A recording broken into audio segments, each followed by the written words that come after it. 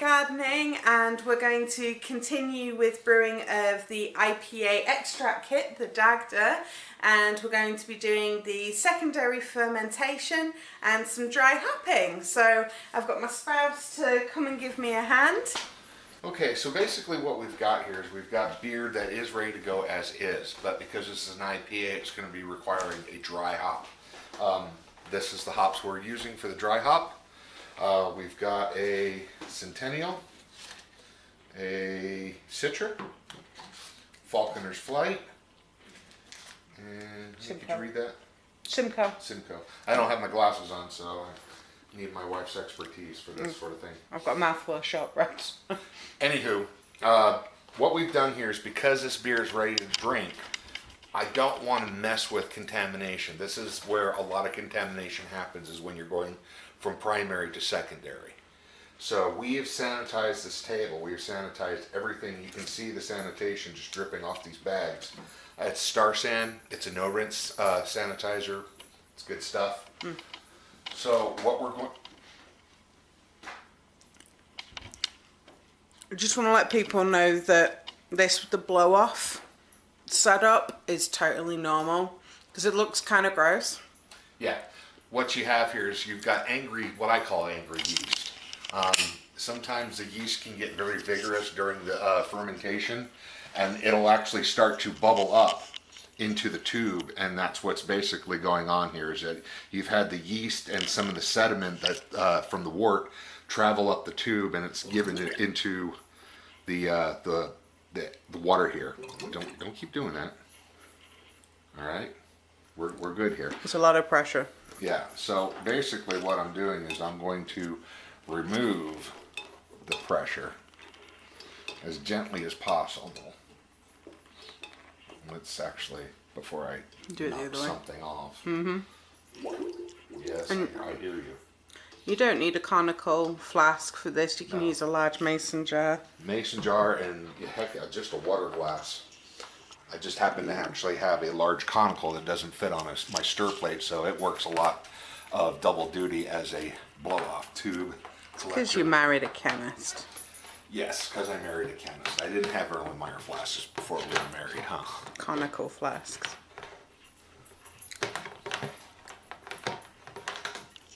Oh my gosh, that thing is in there. Are you struggling to get it out? There we go. Now it's coming. You need some assistance. Got it. Okay. Now, once I've taken this lid off, because this has been sitting downstairs in our basement, I'm going to go wash and sanitize my hands. I'm going to take this lid with me so as not to mess anything up. These things can be a bugger to get off, especially when you're old and you got arthritis. But a little perseverance goes a long way. There you go. So you can see this looks kind of dark in here. You can see all this gubbins around the outside, perfectly normal. This happens. This is vigorous yeast activity. Some of this will be hops, some of this will be yeast. This is all perfectly normal. Oh, it smells wonderful. We have got all nice and sanitized. Another brew bucket. We've got the racking cane that you saw from the brewing. We've got some scissors that are sanitized, and of course the hops. And I'm going to move out of the way so Chris can set this up on the floor. Okay, so this is a siphon racking cane. You can use just regular tube and a little bit of suction. If you know what siphoning is, you know what the deal is. But this works really good for getting it out and going. What you saw there, that was yeast at the bottom that I just spilled in there. So that's going to happen. There's going to be a little bit of yeast in the secondary fermentation, not too much. This is where a lot of the clarification is going to come as well. Oops. So while that's filling, I'm going to go ahead and start on these dry hop bag.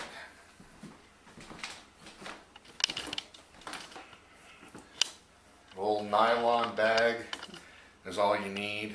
This is kind of a large nylon bag, but it works. And you don't really need a nylon hops bag. This just makes it a lot cleaner, and because we're going to be kegging this right after, we want as little sediment as possible.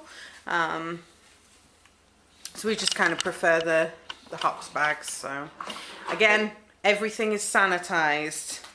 It makes cleanup easier as the hop bags do. So what is that, babe? Sorry, I didn't hear that. It's like you don't even listen. Nope, I'm a man, I don't listen.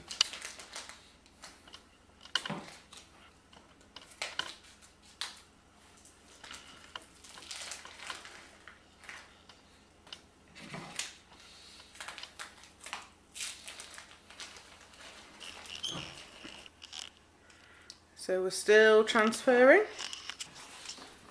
It's going well in the other one. We've just tied this up with some butcher's string.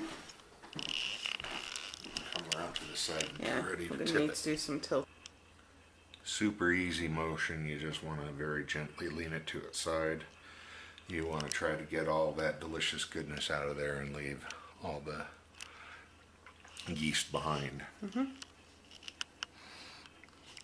This is all the yeast and... Well, that's more hops than anything, but yeah, there's some yeast in there. Yeah, so yeast and hops is all kind of here.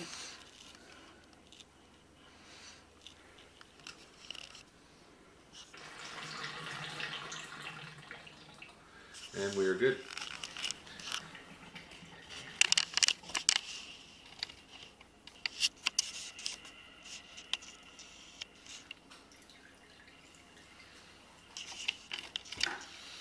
This camera is not wanting to focus. All right. So now, hops bag In. Lid. Alrighty. Lid. Lid sanitized, and make a little note of this is that if your airlock hole is on the side instead of in the middle, make sure that it's in line with your thing, so that way it clears your airlock and you can lift your handle up. So it got water in it? No dear, it's got vodka in it. Of course it's got water in it. Okay. And there we go. Now I'm going to take this down to the basement, and in about another week or so it's going to be good to go. Yeah. So after this has been the secondary for a week, 10 days at the most, this is going to get kegged, and that's going to be our next video. Take it away, baby.